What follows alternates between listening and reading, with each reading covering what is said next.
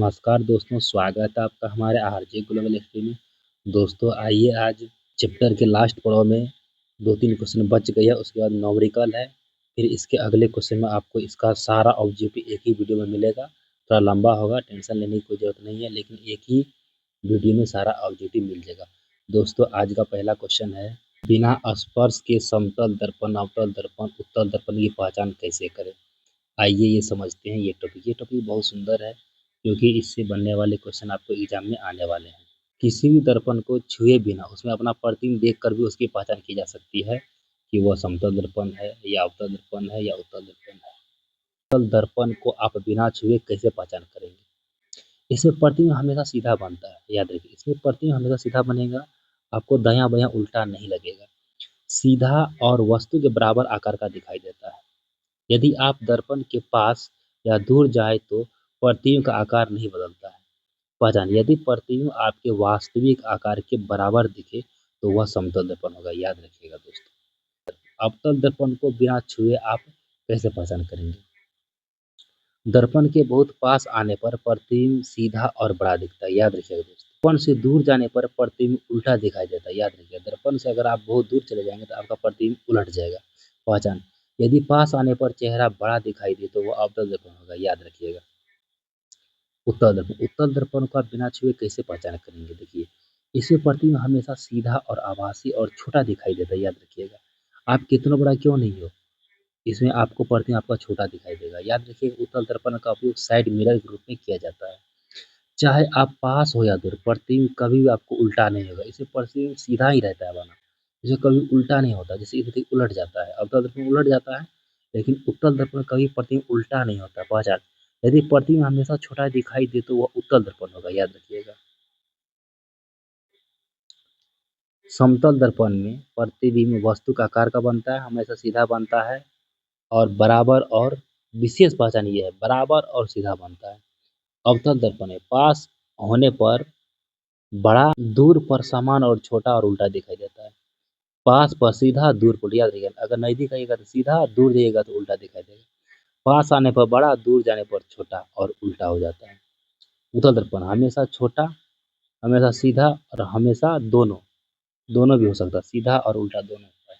इसका याद रखिएगा, बिना स्पर्श किए अवतल दर्पण अपना प्रतिबिंब देखकर उसकी पहचान की जा सकती है। अगर समतल दर्पण है तो बराबर बनेगा प्रतिबिंब, अवतल दर्पण है तो बड़ा बनेगा, उत्तल दर्पण है तो छोटा बनेगा। अवतल दर्पण, उत्तल दर्पण, समतल दर्पण को आप स्पर्श करके कैसे पहचान करेंगे? पहला दर्पण लेते हैं हम, समतल समतल दर्पण। यह एक सपाट सतह वाला दर्पण है जिसकी परावर्त सतह पूरी तरह समतल और सपाट होती है। यह समान आकार का सीधा प्रतिबिंब होता है, याद रखिएगा। जिसका परावर्त सतह समतल हो वह समतल दर्पण होगा। अगर आप छूते हैं तो अगर उसका परावर्त सतह आपको समतल लगे तो समतल दर्पण होगा, याद रखिएगा। अवतल दर्पण, यह एक वक्र दर्पण है जिसकी परावर्त सतह अंदर की ओर धंसी होती है। परावर्त सतह अंदर की ओर धंसी होती है। अगर आप इसको टच करिएगा तो परावर्त सतह अगर अंदर की ओर धंसी हुई है तो वह अवतल दर्पण होगा। यह वस्तु की स्थिति के आधार पर वास्तविक, उल्टा या आभासी और बड़ा प्रतिबिंब बना सकता है। अगला, उत्तल दर्पण, यह एक वक्र दर्पण है जिसकी परावर्त सतह बाहर की ओर उभरी हुई या उत्तल होती है। यह सदैव सीधा, छोटा और व्यापक दृश्य वाला प्रतिबिंब बनाता है। जिसका परावर्त सतह उभरी हुई होती है वह उत्तल दर्पण होता है, याद रखिएगा। अगला क्वेश्चन है, अवतल दर्पण और उत्तल दर्पण में अंतर स्पष्ट है, याद रखिएगा दोस्तों। अवतल दर्पण का परावर्तक सतह धंसी होती है, उत्तल दर्पण का परावर्तक सतह उभरी होती है। किरणों को एक बिंदु पर अभिसरित करती है, यानी अवतल दर्पण को अभिसारी दर्पण कहा जाता है। किरणों को एक बिंदु से अपसारित करती है, यानी उत्तल दर्पण को अपसारी दर्पण कहते हैं। वास्तविक फोकस, इसका फोकस वास्तविक होता है, इसका फोकस आभासी होता है। अब अवतल दर्पण वास्तविक और आभासी दोनों प्रकार के प्रतिबिंब बनाते हैं, लेकिन उत्तल दर्पण में केवल सदैव आभासी, सीधा और छोटा प्रतिबिंब बनता है। इसका फोकस दूरी और वक्रता ऋणात्मक होता है। इसका फोकस दूरी और वक्रता धनात्मक, याद रखिएगा। इसका उपयोग सेविंग मिरर, टॉर्च, वाहन की हेडलाइट और सौरभट्टी में किया जाता है। उत्तल दर्पण का उपयोग वाहन की रियर व्यू मिरर, बाइक के मोड़ पर सुरक्षा दर्पण, यानी दर्पण, उत्तल दर्पण का उपयोग साइड मिरर के रूप में किया जाता है, याद रखिएगा। क्योंकि यह किसी भी वस्तु के प्रतिबिंब को बहुत छोटा बनाकर देखता है और आप एक आईने में पीछे की सारी वस्तुओं को आप देख सकते हैं और आप अपने लेवल को बहुत सुरक्षित कर सकते हैं। आवर्धन किसे कहते हैं? यहाँ से आपको न्यूमेरिकल के लिए क्वेश्चन और सूत्र मिलने का स्टार्ट हो गया है। आवर्धन किसे कहते हैं आइए समझते हैं। गोलीय दर्पण द्वारा बने प्रतिबिंब का आकार उस दर्पण के सामने रखी वस्तु की विभिन्न स्थितियों पर निर्भर करता है। कभी प्रतिबिंब का आकार वस्तु के आकार से बड़ा होता है तो कभी वस्तु के आकार के बराबर होता है तो कभी वस्तु का आकार का छोटा होता है। आकार के संदर्भ में आवर्धन की परिभाषा इस प्रकार है। प्रतिबिंब की ऊंचाई और वस्तु की ऊंचाई के अनुपात को आवर्धन कहते हैं। याद रखिए दोस्तों, प्रतिबिंब की ऊंचाई और वस्तु की ऊंचाई का आवर्धन कहते हैं। प्रतिबिंब की ऊंचाई को h2 से, वस्तु की ऊंचाई को h1 से किया जाता है। याद रखिएगा, h2 बराबर प्रतिबिंब की ऊंचाई, h1 बराबर वस्तु की ऊंचाई, m बराबर आवर्धन। याद रखिए, आवर्धन में चिन्ह परिपाटी के अनुसार आवर्धन जो है वह धनात्मक भी होता है और ऋणात्मक भी होता है। कहाँ धनात्मक होता है, कहाँ ऋणात्मक होता है। प्रतिबिंब सीधा होता है तो वह आवर्धन धनात्मक होता है। अगर प्रतिबिंब वास्तविक और उल्टा बनता है तो वह आवर्धन ऋणात्मक होता है। याद रखिएगा दोस्तों। अब देखते हैं गोलीय दर्पण में चिन्ह परिपाटी के अनुसार उत्तल दर्पण में और अवतल दर्पण में चिन्ह कैसे होता है। याद रखिए, आप नोट कर लीजिए क्योंकि अभी जो आपको क्वेश्चन में बताऊंगा वहाँ इसका ही काम आएगा। याद रखिएगा दोस्तों, ध्रुव को मूल बिंदु माना जाए। याद रखिएगा, इसमें जब भी क्वेश्चन का आंसर बनेगा वह ध्रुव यानी पी से ही किसी क्वेश्चन को लिया जाएगा। ध्रुव से दर्पण के सामने मापी गई सभी दूरियां ऋणात्मक होती है। याद रखिएगा, ध्रुव के सामने जो भी दूरी मापा जाएगा वह हमेशा यानी इधर जो मापा जाएगा वह हमेशा ऋणात्मक होगा। ध्रुव से दर्पण के पीछे मापी गई दूरी धनात्मक, ध्रुव से ये ध्रुव है, ध्रुव से अगर इस साइड मापा जाएगा जो भी वह हमेशा धनात्मक होगा। मुख अक्ष के ऊपर की ओर मापी गई दूरी धनात्मक। मुख अक्ष ये है आपको मुख अक्ष यानी प्रधान अक्ष, इसके मुख अक्ष के ऊपर अगर जो भी दूरी मापी जाती है वह धनात्मक होती है और नीचे जो भी मापी जाती है वह ऋणात्मक। याद रखिएगा, दर्पण सूत्र होता है 1/f बराबर 1/v प्लस 1/u। ये याद रखिएगा सूत्र, ये अभी तुरंत इस पे क्वेश्चन बनेगा और आपको मैं बताऊंगा अभी क्वेश्चन। याद रखिएगा, अगर क्वेश्चन में आपको ध्रुव दिया है तो हम उसको ध्रुव नहीं लिखेंगे, उसको p बराबर लिखेंगे। फोकस दिया हुआ है तो f बराबर लिखेंगे। फोकस दूरी दिया हुआ है तो छोटा f से लिखेंगे। अगर वक्रता केंद्र कह रहा है तो c से लिखेंगे। वस्तु दूरी तो u। याद रखिएगा, उत्तल दर्पण हो, अवतल दर्पण हो, उत्तल लेंस अवतल लेंस हो, सबका वस्तु दूरी ऋणात्मक होता है यानी माइनस में ही लिखेंगे। प्रतिबिंब दूरी को हम v से सूचित करते हैं, वक्रता त्रिज्या को r से सूचित करते हैं। याद रखिएगा, चिन्हों का सार समझ लीजिए। अवतल दर्पण f हर हमेशा ऋणात्मक होता है और r ऋणात्मक होता है, यहाँ देख लीजिएगा आप। उसके बाद उत्तल दर्पण में f प्लस और r प्लस होता है। याद रखिएगा, अवतल दर्पण में वस्तु दूरी और उत्तल दर्पण वस्तु दोनों ऋणात्मक होता है। इसको आप कंफर्म याद रख लीजिए, कभी भी वस्तु दूरी धनात्मक नहीं होता है। वस्तु बड़ा और फोकस दूरी छोटा तो प्रतिबिंब दूरी ऋणात्मक होगा। याद रखिएगा, यही अगर उल्टा होता है तो प्रतिबिंब दूरी धनात्मक होगा। और उत्तल दर्पण में हर हमेशा धनात्मक प्रतिबिंब बनता है। याद रखिए, ऋणात्मक नहीं बनता है। अवतल दर्पण का फोकस दूरी ऋणात्मक और वक्रता ऋणात्मक होता है और उत्तल दर्पण का दोनों चीज यानी फोकस दूरी और वक्रता दोनों धनात्मक होता है। याद रखिए, एक मेन पॉइंट, उत्तल दर्पण में एक ही चीज माइनस होता है, वस्तु की दूरी, बाकी ये तीनों चीज धनात्मक होता है। याद रखिएगा, और अवतल दर्पण में तीनों चीज ऋणात्मक होता है यानी वस्तु दूरी, फोकस दूरी और वक्रता त्रिज्या। एक ही चीज प्लस माइनस हो सकता है प्रतिबिंब को। याद रखिए, वह वस्तु की स्थिति और फोकस दूरी पे डिपेंड करता है। 2 सेमी ऊंची एक वस्तु अवतल दर्पण से, याद रखिएगा दर्पण दिया हुआ है अवतल, अवतल दर्पण से 15 सेमी की दूरी पर रखी गई है यानी एक वस्तु अवतल दर्पण से 15 सेमी की दूरी पर रखी हुई है।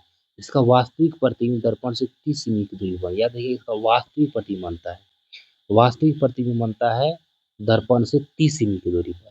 दर्पण की फोकस दूरी और आवर्धन यानी एफ और एम ज्ञात करना आपको। याद रखिएगा, आपको हम बताए थे कि वस्तु दूरी किसी भी को, चाहे लेंस का हो चाहे दर्पण का हो, उसमें आपको वस्तु दूरी ऋणात्मक ही होता है। इसलिए हम वस्तु दूरी को यू से सूचित करते हैं, अभी आप लोगों को पीछे मैं बता चुका हूँ, और उसको हम माइनस यानी ऋणात्मक में दर्शाते हैं, यू बराबर माइनस 15 से।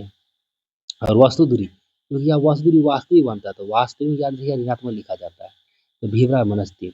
आपको दर्पण सूत्र 1/f बराबर 1/v प्लस 1/u, 1/f 1 भाई आप ऐसे ही रहेगा बराबर 1 का 1 है, भी की जगह पर -30 -30 दे दिए, प्लस 1 की जगह पर 1 रहेगा और यहाँ u था तो u की जगह पर 15 सोल्व हो गया। अब इसको आपको सोल्व करना है। सोल्व करने के बाद अब रहा आपको -10 यानी फोकस भी आपको -10 cm निकल गया। आप जानते हैं कि अवतल दर्पण का फोकस ऋणात्मक होता है, याद रखिएगा। अगर ये ऋणात्मक नहीं निकलता तो मेरा आंसर गलत हो जाता, क्योंकि अवतल दर्पण की फोकस दूरी ऋणात्मक होता है। अगला कर रहा आवर्धन निकल, आवर्धन बराबर सूत्र होता है m बराबर -v बटा u यानी h1 बटा h2। अगला आवर्धन निकालने के लिए आवर्धन बराबर सूत्र होता है -v बटा u। आवर्धन को यहाँ सूचित करते हैं और भी का मान कितना दिया हुआ है, भी का मान दिया हुआ -30 तो -30 बैठा देंगे और यू का मान कितना है -15 कट गया।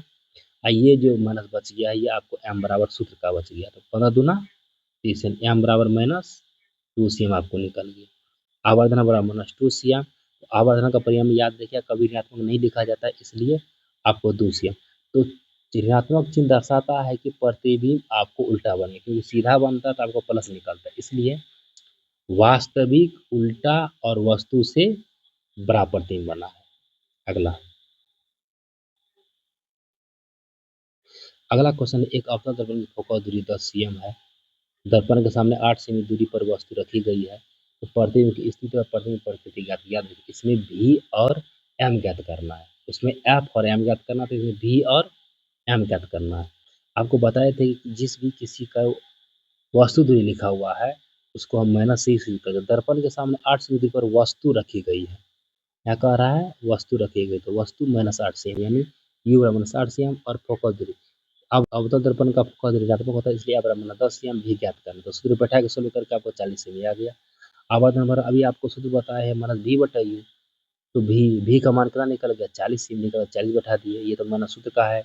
ये -8 तो आपको दिया हुआ है, वह सूत्र काट दी, माइनस प्लस 8 पंचे 40, आपको m बराबर निकल गया 5। तो याद रखिएगा प्रतिबिंब की स्थिति, दर्पण के पीछे 40 सेमी दूरी पर आपको प्रतिबिंब बनेगा। प्रतिबिंब प्रकृति कैसी होगी, आभासी सीधा और बड़ा, क्योंकि वस्तु के पीछे यहाँ वस्तु 8 सेमी पर रखा है और इसका यह हो गया 40 सेमी, तो बड़ा हो जाएगा स्वतः है।